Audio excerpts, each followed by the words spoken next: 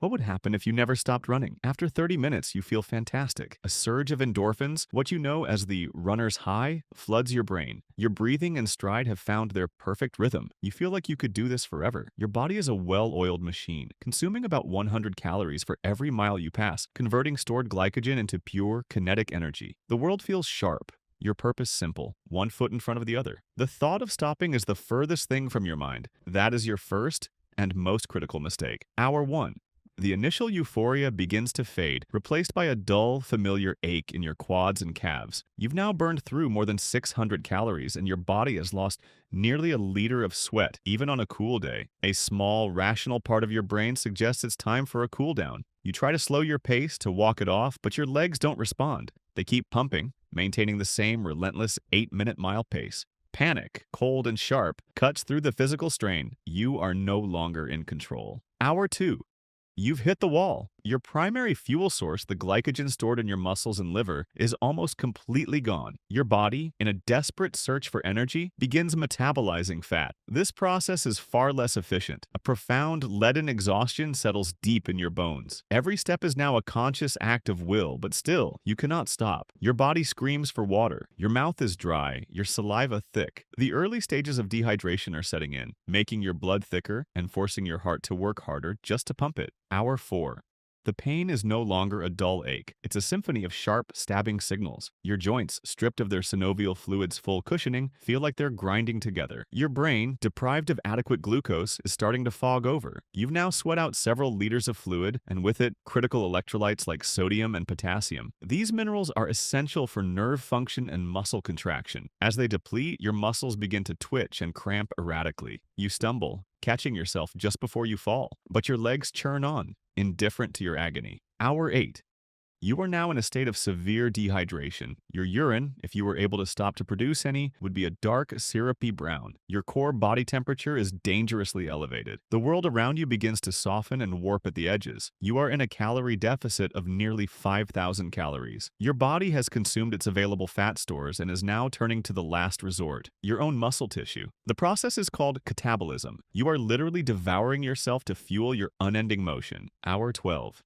Darkness has fallen. The familiar path you were on is now alien and threatening. The lack of sensory input feeds a growing paranoia. Every rustle of leaves sounds like a threat. The repeated impact of your feet inside your shoes has caused capillaries under your toenails to burst. You can't see it, but you can feel a deep, throbbing pressure. Your toenails turn black as they fill with blood. It's a classic sign of endurance trauma, a milestone you never wanted to reach. Hour 18. Sleep deprivation is now a powerful hallucinogen. You see shimmering figures darting between the trees at the edge of your vision. You hear faint whispers that sound like your name. Your brain, desperate for rest, begins to trigger microsleeps, brief, involuntary episodes of unconsciousness lasting only a few seconds. You are still moving during these moments, a phenomenon you might call sleep running. You are a ghost in your own body, your consciousness flickering in and out of existence while the machine plows forward. Hour 24. You have been running for a full day. You have covered over 180 miles. Dean Karnazes, one of the most famous ultramarathon runners in history, once ran for 80 hours without sleep and described vivid hallucinations of being attacked by coyotes. You are now entering that territory. The line between reality and nightmare has completely dissolved. The pain in your legs has become a distant, static roar. Your mind is a fractured landscape of memories, fears,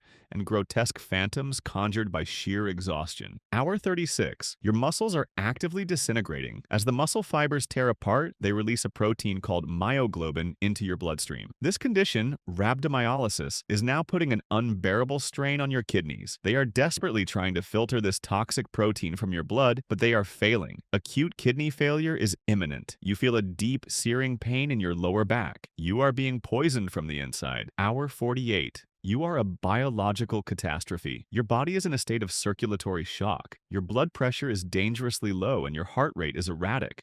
A frantic, fluttering beat. The stress on your heart has caused cardiac fatigue. The muscle is literally failing. Your feet are a ruin. The skin is blistered and torn, and stress fractures have likely spiderwebbed through your tibias and metatarsals. You are no longer consciously aware of your surroundings. You are simply a vessel of momentum, a body trapped in a feedback loop of terminal motion. Hour 60. Your cognitive functions have all but ceased. You have no memory of the last day, no concept of who you are or why you were moving. Your brain is shutting down non-essential systems to conserve the last dregs of energy. Vision, hearing, coherent thought, all gone. All that remains is the most primitive part of your brainstem, firing the same relentless signals to your legs. Run. Your body is now running on the fumes of its own cellular breakdown. Hour 72. You have covered a distance of over 500 miles. Your internal systems are in a state of cascading failure. Your kidneys have shut down completely. Your liver is failing. Your heart is experiencing ventricular tachycardia, a rhythm that cannot sustain life. You are effectively dead, but your body hasn't received the message. The electrical impulses for now continue to fire. You are a walking corpse, animated by a biological command that has outlived its host. The final moment. It doesn't end with a dramatic collapse. It ends quietly. A final, critical electrical signal in your heart misfires. The rhythm breaks. For 1 second, your legs are still pumping, and then, as the last of the oxygenated blood is used up, they simply stop. You fall. Not forward, not with momentum, but straight down. A puppet with its strings cut. There is no thought, no final reflection. Just the sudden, merciful cessation of movement. You spent 3 days running from a finish line that was all along waiting inside you.